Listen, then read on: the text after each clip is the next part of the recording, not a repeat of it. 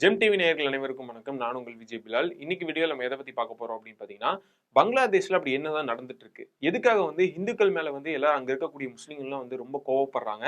அது மட்டும் இல்லாம முக்கியமா அவங்க வந்து எது பக்கம் திரும்பியிருக்காங்க அப்படின்னு பார்த்தீங்கன்னா, இந்தியா பக்கம் வந்து திரும்ப ஆரம்பிச்சிருக்காங்க. எதுக்காக வந்து இந்தியாவ வந்து ரொம்ப டார்கெட் பண்ணி பேச ஆரம்பிக்கிறாங்க? அது மட்டும் இல்லாம, இவ்வளோ நாளா நடந்த பிரச்சனைக்கு முக்கியமான காரணம் என்ன? அப்படிங்கிற ஒரு மிகப்பெரிய ட்விஸ்ட்டான ஒரு விஷயம் தான் வந்து இன்னைக்கு கிடைச்சிருக்கு. இன்னைக்கு ஒரு தகவல் கிடைச்சிருக்கு. ஸோ அது என்ன நடந்திருக்கு? என்னென்ன விஷயங்கள்லாம் வந்து கிடைச்சிருக்கு? அந்த தகவல் என்ன? அப்படிங்கிறது எல்லாமே இந்த வீடியோல நம்ம டீட்டெயில்ஸா பார்க்கலாம்.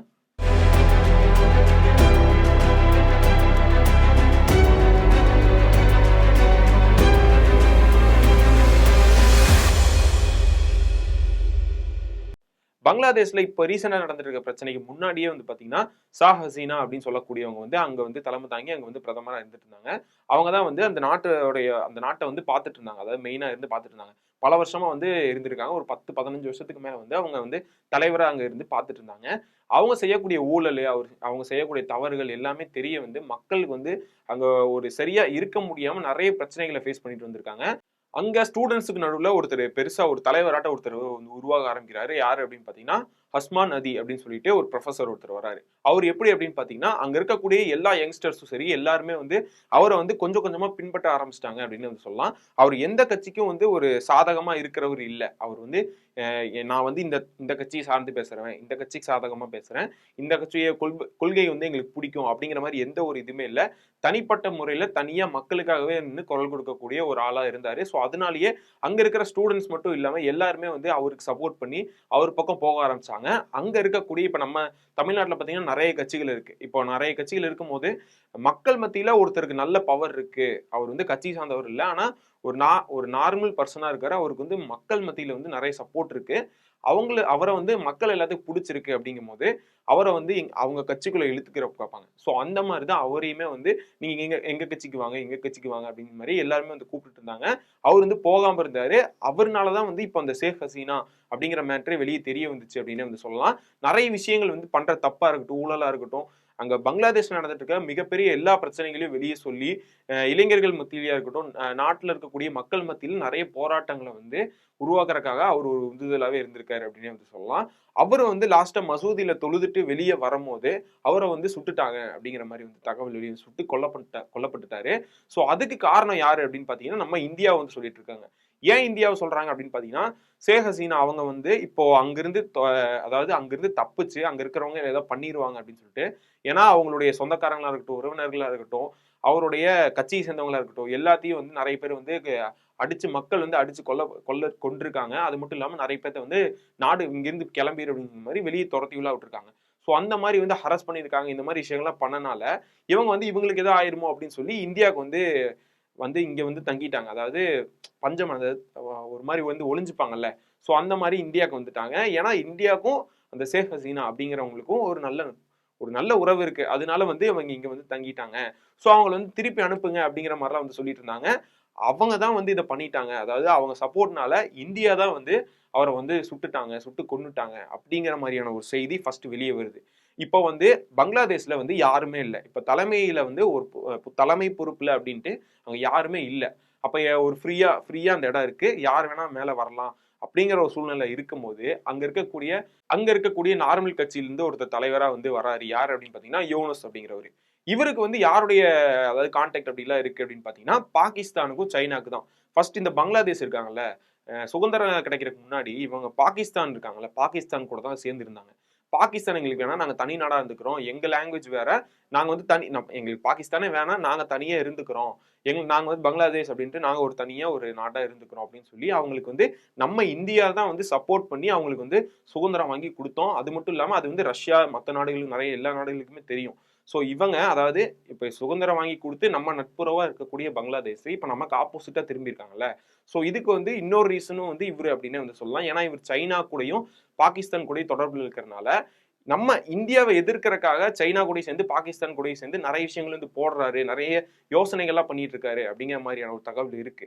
இப்போ அங்க இருக்கக்கூடிய அந்த உஸ்மான் அதி அப்படிங்கிறவர் மட்டும் கொல்லப்பட்டாரு அப்படின்னு சொன்னல. சோ அவர் வந்து ஒரு முஸ்லீமை சேர்ந்தவர். அவர் வந்து கொல்லப்பட்டிருக்காரு. எதுக்காக அப்படின்னு பாத்தீங்கன்னா, இந்த மாதிரி அரசியல் கட்சி தலைவர்கள் இந்த மாதிரி இது பண்ணி கொண்டிருக்காங்க. அவருக்கு அதாவது மக்களுக்கு நடுவில் ஒருத்தர் எந்திரிக்கிறார் அப்படின்னு சொல்லி இவங்க யாரோ வந்து இந்தியால இருந்து தான் வந்து கொண்டிருப்பாங்க அப்படின்னு சொல்லி இந்தியாவுக்கு ஆப்போசிட்டா வந்து நிறைய போராட்டங்கள் பண்ணிட்டு இருந்தாங்க. இப்போ அந்த யூனுஸ் அப்படிங்கிறவர் வந்திருக்காருல்ல. சோ அவர் என்ன பண்றாரு அப்படின்னு பாத்தீங்கன்னா, இதுக்கு வந்து இந்தியா சரியான ஒரு இதை வந்து சொல்லியே ஆகணும், அதாவது பதில் கொடுத்தே ஆகணும் அப்படிங்கிற மாதிரிலாம் வந்து சொல்லிட்டு இருக்காரு. ஷேக் ஹசீனாக்காக தான் இந்தியா வந்து இப்படி பண்ணியிருக்காங்க அப்படின்ட்டு இந்த மாதிரி பேச ஆரம்பிச்சாங்க. இப்ப நம்ம நாட்டுல வந்து சொல்லுவாங்கல்ல, ஏதாவது ஒரு பிரச்சனை நடந்துச்சுன்னா, நீ முஸ்லீம், நீ பாகிஸ்தான்கார, நீ அங்க போ அப்படின்னு சம்பந்தமே எல்லாம் பேசுவாங்கல்ல. அதே மாதிரி அங்க இருக்கக்கூடிய பங்களாதேஷ்ல இருக்கக்கூடிய ஹிந்துஸ வந்து நீங்க வந்து இந்தியாவுக்கு போங்க, இது பங்களாதேஷ், இங்க நீங்க இருக்கக்கூடாது இப்படிங்கிற மாதிரிலாம் பேசிட்டு இருக்காங்க. அதாவது ஒரு பிரச்சனை, அரசியல் பிரச்சனைய அப்படியே இதை மத மத பிரச்சனையா உண்டாக்கி அங்க இருக்கக்கூடியவங்க வந்து அதை சாதகமா எடுத்துக்க பாக்குறாங்க. டோட்டல் பங்களாதேஷ்ல நடக்கிற பிரச்சனையே என்ன அப்படின்னு பாத்தீங்கன்னா அதுதான். சோ அங்க இருக்கக்கூடிய மக்களுக்கு இது கொஞ்சம் கொஞ்சமா தெரிய வர ஆரம்பிச்சிட்டு இருக்கு அப்படின்னு வந்து சொல்லலாம். இப்போ ரீசெண்டா வந்து ஒரு ஹிந்து ஒரு பையனை வந்து அங்க வந்து கொலை பண்ணியிருக்காங்க. அது ரொம்ப கொடூரமான முறையில கொலை பண்ணியிருக்காங்க.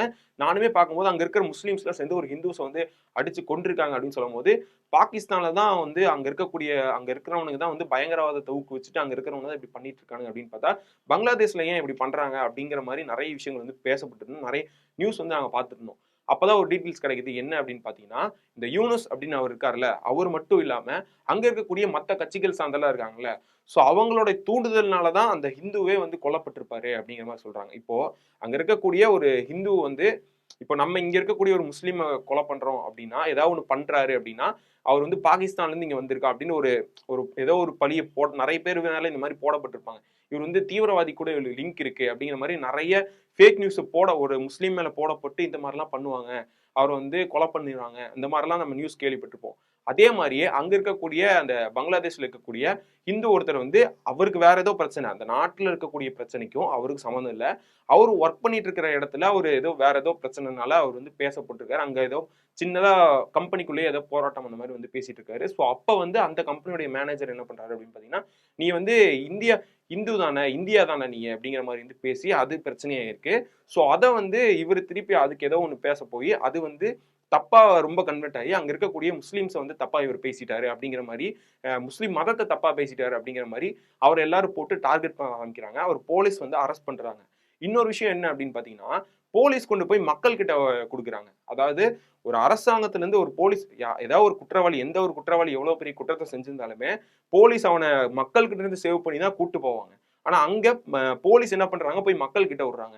இந்த மாதிரி நடக்கும்போது தான் வந்து அந்த அங்க இருக்கக்கூடிய அந்த முன்னாடி இருந்தார்ல ஹாதி அப்படின்னு சொல்லிட்டு, ஸோ அவருடைய குடும்பத்தினருக்கு வந்து ஒரு சில டவுட்லாம் அப்பவே ஏற்பட ஆரம்பிக்குது. அதுக்கப்புறமா இவர் அங்க இருக்கக்கூடிய அந்த முஸ்லிம்ஸ் எல்லாரும் சேர்ந்து அந்த ஹிந்து அவரை வந்து போட்டு அடிச்சு கொலை பண்ணி ரொம்ப கொடூரமான முறையில கொலை பண்ணி எரிச்சு மரத்துல கட்டி எரிச்சு அதை சொல்லவே முடியல, ரொம்ப கொடூரமான முறையில கொலை பண்றாங்க.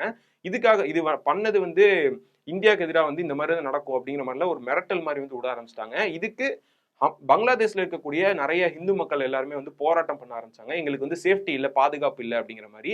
இது வந்து அப்படி எப்படி பேசப்படுது அப்படின்னு பாத்தீங்கன்னா, முஸ்லிம்ஸ் எல்லாருமே வந்து ஹிந்துக்களை வெறுக்கிறாங்க, ஹிந்துக்கள் எல்லாருமே முஸ்லிம்ஸை வெறுக்கிறாங்க அப்படிங்கிற மாதிரி டோட்டலா மாறிடுச்சு. இப்ப நம்ம இதுல வந்து பண்ணிட்டு இருந்தாங்கல்ல, இது ஃபுல்லாமே ரவுண்ட் எப்படி போகுது அப்படிங்கறது நான் வந்து சொல்றேன். என்ன அப்படின்னு பாத்தீங்கன்னா, இதுக்கு முன்னாடி அங்க போராட்டத்தை தலைவரா நின்று எல்லா மக்களையும் வந்து சரியான பாதையில கூட்டு போகணும் அப்படிங்கிற மாதிரி சொல்லிட்டு இருந்தார்ல, யாரு அப்படின்னு பாத்தீங்கன்னா உஸ்மான் அதி. சோ அவர் வந்து கொல்லப்பட்டதுல இருந்து இப்ப நடக்கிற இஷ்யூ வரையும் எல்லாமே வந்து வெளிநாட்டுல எந்த சம்பந்தமும் இல்ல, இந்தியாவுக்கு எந்த சம்பந்தமும் இல்ல. நம்ம பங்களாதேஷ்ல இருக்கக்கூடிய பாலிடிக்ஸ் எல்லாருமே அவங்க அந்த பாலிடிக்ஸ்ல இருக்காங்கல்ல, சோ அவங்க எல்லாரும் தான் காரணம் அப்படின்னு சொல்லி யார் சொல்றாங்க, ப்ரூஃபோட யார் சொல்றாங்க அப்படின்னு பாத்தீங்கன்னா, அவருடைய தம்பி, அதாவது அவருடைய பிரதர்ஸ் அவங்க தான் வந்து சொல்றாங்க. என்ன சொல்றாங்க அப்படின்னு பாத்தீங்கன்னா, ஃபர்ஸ்ட் ஸ்டார்டிங்ல அவர் வந்து அந்த தொழுதுட்டு அவங்க வந்து இந்த பிரேயர் போயிட்டு வெளியே வரும்போது அவர் கொல்லப்படுறாருல, அதுக்கு காரணமும் நம்ம உள்நாட்டுக்குள்ள இருக்கக்கூடிய பாலிடிக்ஸ்காரங்க தான் வந்து காரணம் அப்படிங்கிற மாதிரி சொல்றாரு. ஏன்னா இப்போ ஒருத்தர் நல்லா வளர்ந்துட்டு இருக்காரு, அவரை வந்து எங்க கூட சேர்ந்துக்கன்னு சொல்லி கூப்பிடுறாங்க. அவர் வரல அப்படின்னு சொல்லும் போது, வேணாம் இவன் இன்னொரு தலைவரா புதுசா உருவாயிருவான், இவன் நமக்கு முன்னாடி போயிருவான் அப்படிங்கிற ஒரு கேள்வினாலேயே இப்ப அந்த இடமும் வந்து ஃப்ரீயா இருக்கு. ஸோ அதனால இவர் இல்லைன்னா நம்ம தான் இந்த பக்கம் போற மாதிரி இருக்கும் அப்படின்னு சொல்லி நிறைய வேற யாரா கூட பண்றதுக்கான வாய்ப்புகள் இருக்கு, அந்த மாதிரிதான் யாரோ பண்ணியிருக்காங்க அப்படின்னு சொல்லி அவர் வந்து சொல்றாரு. அது மட்டும் இல்லாம அந்த ஹிந்து ஒரு பிரதர் ஒருத்தர் வந்து இறந்தார்ல, சோ அவருமே வந்து இவர் என்ன சொல்லியிருக்காரு அப்படின்னு பாத்தீங்கன்னா, அவர் இறந்ததுக்கு எங்களுக்குமே ரொம்ப வருத்தமா இருக்கு. ஆனா கண்டிப்பா எதனால அவர் இறக்கப்பட்டாரு, ஏன் வந்து இப்படி பண்ணாங்க அப்படிங்கிறத வந்து நாங்க கண்டுபிடிச்சே தீருவோம். அது மட்டும் இதுக்கு வந்து இந்தியாவை சம்பந்தமாகவும் எங்களுக்கு உள்ள இருக்கக்கூடிய மக்களுமே இது எதுவும் பண்ணல. வேற ஏதோ பாலிடிக்ஸ்காரங்களுடைய ஒரு தூண்டுதல்னாலதான் வந்து அங்க நடந்திருக்கு அப்படிங்கிற மாதிரி வந்து சொல்றாங்க. ஏன்னா அங்க இருந்தவங்களும் இப்ப நம்ம நம்ம இப்ப கொஞ்ச நாளைக்கு முன்னாடி திருப்பரங்குன்றத்தில் நடந்துச்சு பாத்தீங்களா, அந்த ஊர்ல இருக்கக்கூடிய ஹிந்து மக்களும் சரி, முஸ்லிம் மக்களும் சரி, அவங்க ஒற்றுமையா தான் இருக்காங்க. வேற எவங்களோ உள்ள வந்து நிறைய இது வந்து இந்துக்களை இது பண்றீங்க, கெடுக்குறீங்க, அவங்கள வந்து வெறுக்கிறீங்க நீங்க அப்படிங்கிற மாதிரி என்னென்னமோ பேசிட்டு இருந்தாங்கல்ல. சோ அந்த மாதிரி தான் அங்க வந்து நடந்திருக்கு. முஸ்லிம்ஸ்க்கு ஆப்போசிட்டா பேசுறாங்கன்னு சொல்லி அங்க இருக்கக்கூடிய சில முஸ்லிம்ஸ், அதாவது பாலிடிக்ஸ்ல இருக்கிறவங்கனால தூண்டப்பட்டவங்க தான் வந்து அங்க போய் இந்த மாதிரி கொலை பண்ணியிருக்காங்க அப்படிங்கிற ஒரு நியூஸ் வந்து வெளியே வந்திருக்கு. ஸோ அவர் சொல்றதுலயுமே வந்து தெரியுது. ஸோ அதனால அந்த பிரதர், அந்த இறந்து போனார்ல ஹிந்துவை சேர்ந்த ஒருத்தர், ஸோ அவருக்கு வந்து அவங்க குடும்பத்துக்காகவும் அவங்க குடும்பத்துடைய குழந்தைகளுக்காகவும் வந்து நாங்க முடிஞ்ச ஹெல்ப் நாங்க கண்டிப்பா பண்ணுவோம் அப்படிங்கிற மாதிரி வந்து சொல்லியிருக்காங்க. இதுக்கப்புறம் இந்தியாவுக்கும் நமக்கு வந்து சம்மந்தம் இல்லை, அவங்க இந்த பிரச்சனையை வந்து தலையிடவே இல்லை அப்படிங்கிற மாதிரி சொல்லியிருக்காங்க. இப்ப இருக்கக்கூடிய யூனுஸ் அவரு தான் வந்து அவருடைய ஆட்சியை வந்து இப்போ ஏன்னா ஃப்ரீயா இருக்கு, இதுக்கப்புறம் வந்து தக்க வச்சு கரெக்டா அவருடைய ஆட்சியை கொண்டு போகணும் அப்படிங்கறக்காக இந்த மாதிரி விஷயங்கள்லாம் வந்து பண்ணிட்டு இருக்காரு அப்படின்னு சொல்லி, இதுக்கு கூட பிளஸ்ஸா இவருக்கு ஏதாவது ஒரு பாதுகாப்பு இல்ல சில பல இது விஷயங்கள்லாம் வேணும் அப்படிங்கறக்காக பாகிஸ்தான் கிட்ட நிறைய டீல்ஸ் எல்லாம் போடுற மாதிரியான விஷயங்கள்லாம் வந்து வெளியே வந்திருக்கு. ஸோ இந்த விஷயத்தை பத்தி உங்களுடைய ஒப்பீனியன் என்ன அப்படிங்கறத கீழே வந்து கமெண்ட்ஸை சொல்லுங்க. இந்த மாதிரி அதாவது அங்க நடந்திருக்கிற எதுவுமே வந்து உண்மையாலுமே வந்து மதத்தால அவங்களா மக்களா ஒன்று பேசி பண்றது இல்லை. நம்ம நாட்டிலையுமே அப்படிதான். நம்ம நார்மலா இருக்கக்கூடிய மக்கள் ஹிந்துஸா இருக்கட்டும் சரி, இல்லை முஸ்லீமா இருக்கட்டும், கிறிஸ்டினா இருக்கட்டும், யாருமே வந்து நேரடியா போய் இந்த மாதிரி மோதிக்கிறது இல்லை. பின்னாடில இருந்து ஒருத்தருடைய தூண்டுதல்னாலதான் வந்து நம்ம நாட்டிலையும் சரி, மற்ற நாடுகளையும் சரி, மத கலவரங்கள் இந்த மாதிரிலாம் வந்து உருவாயிட்டு இருக்கு அப்படின்னு வந்து சொல்லலாம். ஸோ உங்களுடைய ஒப்பீனியன் என்ன அப்படிங்கிறத கமெண்ட்ஸ் சொல்லுங்க.